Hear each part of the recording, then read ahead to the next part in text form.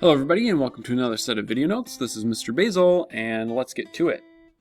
So I'm calling this the second set of video notes for the meats level, and more or less what I'm going to be doing is I'm going to go over 3 example problems, and I call these the trickier problems, and they're on like the hardest end of the scale of problems that you're going to be able to do. But as always, there's some tips and tricks that you can have for this. So the first thing I'm going to do is I'm going to talk to you about the 2 tricks.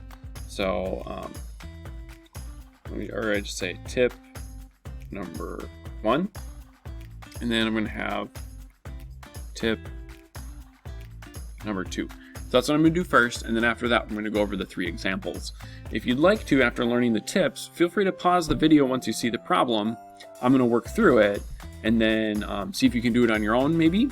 Otherwise, if you're like, "Whoa, I totally don't get this," just keep watching and write down what I do, and by the end, by the 3rd example, hopefully you'll feel a little bit better about it. So let's get started with tip number 1.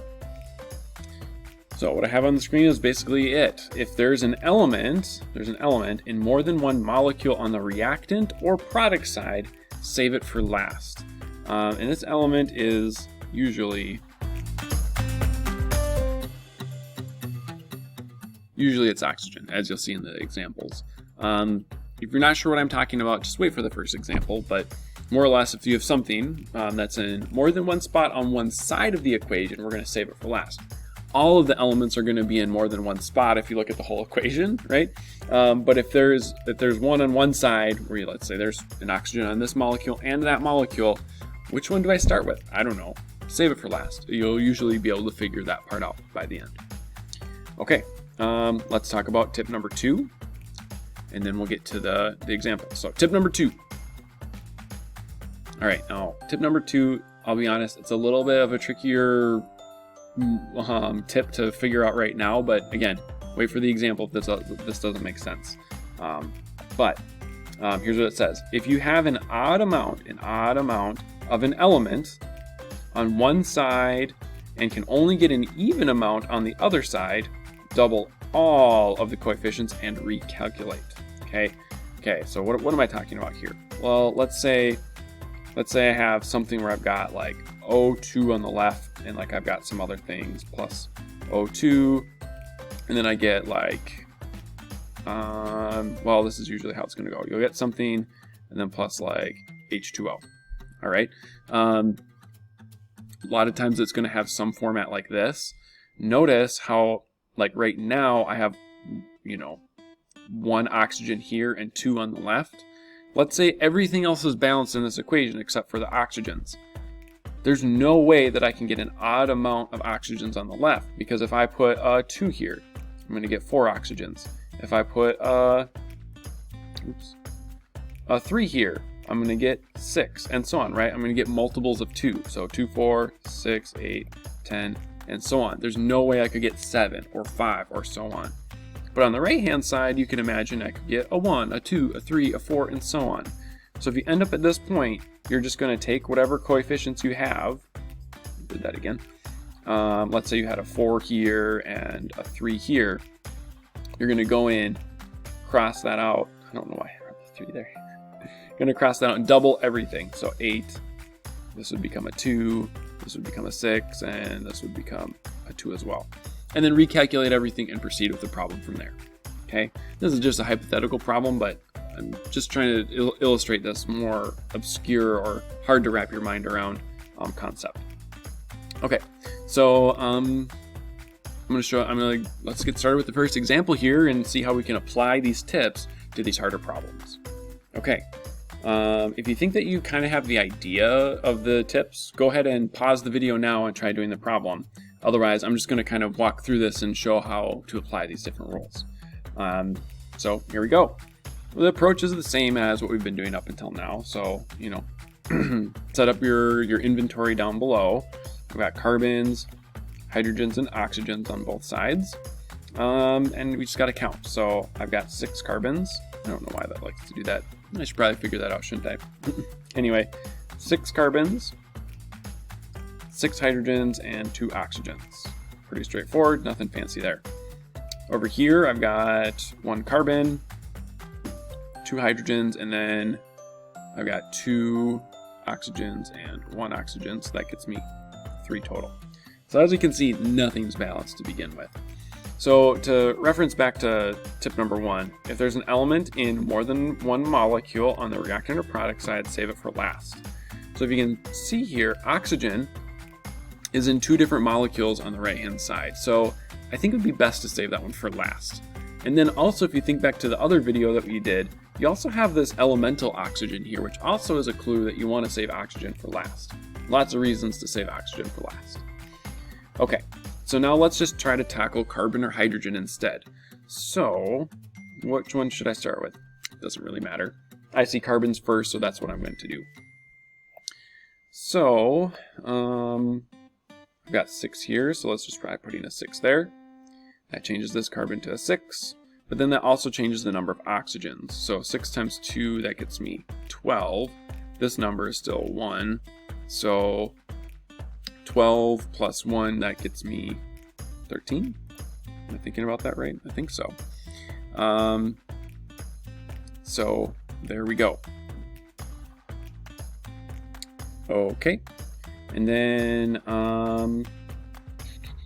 which one's next? Hydrogen, I suppose. So I've got 6 hydrogens here. So I'm going to put a 3 here because 3 times 2 is what gets me to 6.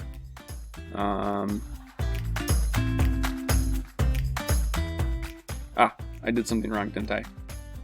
I knew something felt wrong here. Let me just go back and change this. So I did not change this. This would be 13, right? So this is what I had. Let me just make sure I have that right. So 2 hydrogens. Yeah, I think I just changed the wrong thing here. So I had the right thing. So 6 times 2 is 12. 1 gets me 13 down there. And then the hydrogens. Yep, there we go. I think I'm back on track. So now, like I was saying before, I've got 6 here, hydrogens. So I'm going to put a 3 there. So 3 times 2 for hydrogens gets me 6. But once again, I've changed my number of oxygens. So 3 times 1, that now has 3 over here. I did not change what's over there, so 12 plus 3 gets me 15. Okay, so this brings me to tip number 2, which is this. I have an odd amount of oxygens on the right-hand side. Everything else is balanced except for that. There's no way I can get 15 oxygens there, right? If I put a 7 here, that'd be 14. If I put an 8 here, that'd be 16. No way I can get 15. So I'm going to go through and I'm going to double all the coefficients that I have on here, even the ones. You have to double everything for this to work, and then we're going to recalculate everything. So here we go. This now becomes a 2. This becomes a 2. This 6 changes to a 12. And this 3 changes to a 6. All right, so now if I recalculate everything based off of that, here's what I get. So let me go to blue now. So on the left side, that was probably the easiest to start with. 2 times 6 carbons gets me 12 carbons. Same thing for hydrogens. And then oxygens I now have 4 of. This right here, this 12 is my new coefficient, so 12 times 1 carbon gets me 12 carbons. I'm still balanced, which is good. So now I need to cross out this number. That's just how I'm keeping track of my oxygens, because that's kind of tricky. 12 times 2 oxygens, that gets me 24. And then over here, this 6 times 2 hydrogens gets me 12. Okay, good, I'm balanced for hydrogens. But now 6 times 1, that gets me 6 oxygens. So now if I add this number, the 6 oxygens with the 24 oxygens, now I get 30. And now I can see a pathway to solve this now. I've got 30 here, and if what times 2 gets me 30?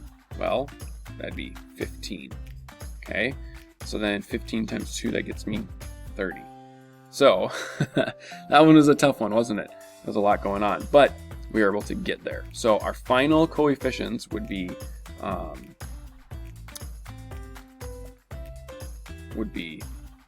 2, 15, 12, and 6. And I can't reduce that, right? There's nothing. I can't divide everything by 2. I can't divide everything by 3. that has to be my final answer for this one. So there we go. I'm going to have the same approach for the next two as well. So feel free to pause once you get to those, and let's just roll on to example 2, and then we'll get into more of that. So again, 3 total examples. First one's done. Good job. All right, example 2. Let's call this example number 2. I didn't label the last one, but you can go back and label that one as example 1 if you'd like. All right, if you'd like to at least start this one on your own, see if you can try it. See if you can try it, right? And get to it. I'm going to pause my recording and just show how many atoms we're starting with, and then I'll work through it. So here we go. All right, so here's how many atoms I have to start off with. Make sure that that matches what you got too.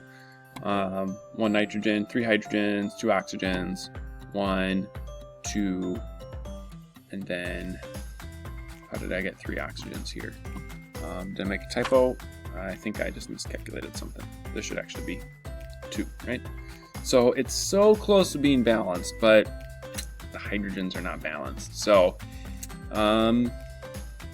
let's just try starting there, I guess. No reason to start with the nitrogens.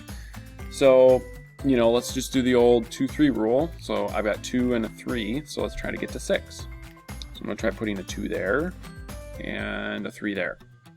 How does that change things? Well, hydrogen changes to 6, but then that changes nitrogen to 2.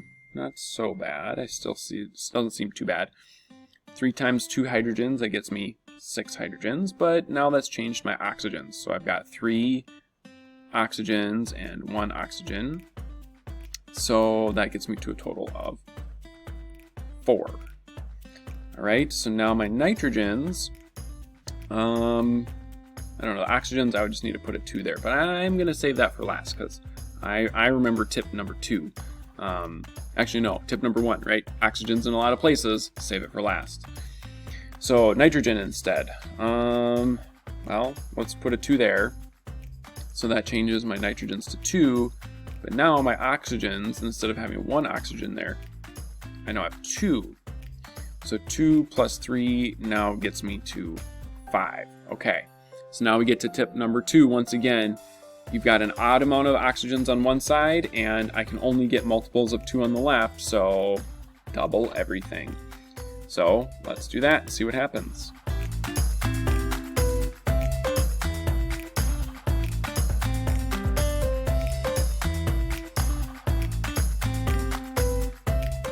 All right.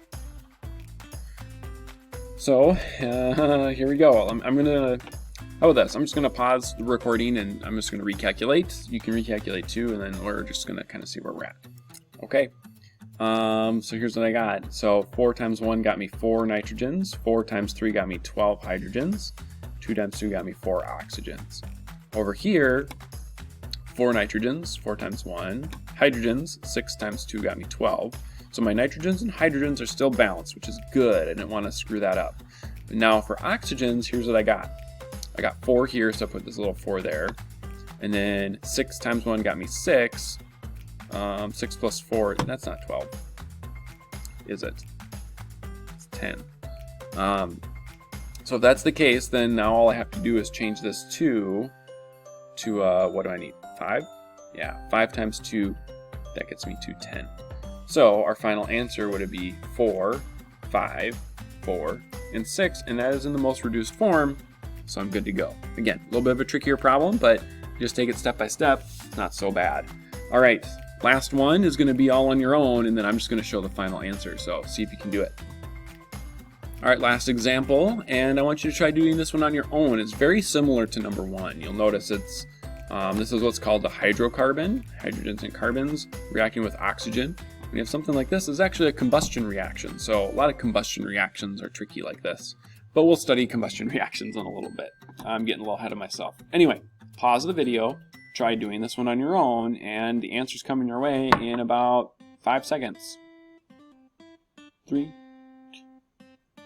Here comes the answer. All right, final answer time. So you end up with 2, 5, 4, and 2.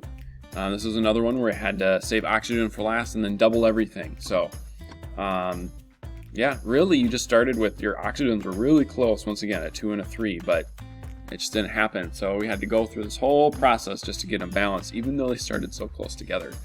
Yeah, I started with a 2 here, but then I realized that my oxygens were odd, so then I put a 2, 2, 4, 2, then that got me almost there, and then I just had to change this 2 to a 5, which then got my oxygens balanced at the end.